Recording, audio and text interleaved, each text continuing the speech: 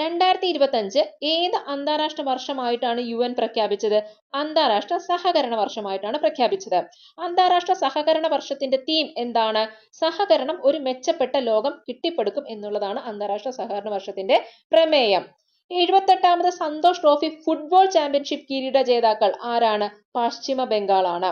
India Nepal സംയുക്ത സൈനികാഭ്യാസമായ സൂര്യകിരണിന്റെ 18ാമത് പതിപ്പിന്റെ വേദി എവിടെയായിരുന്നു?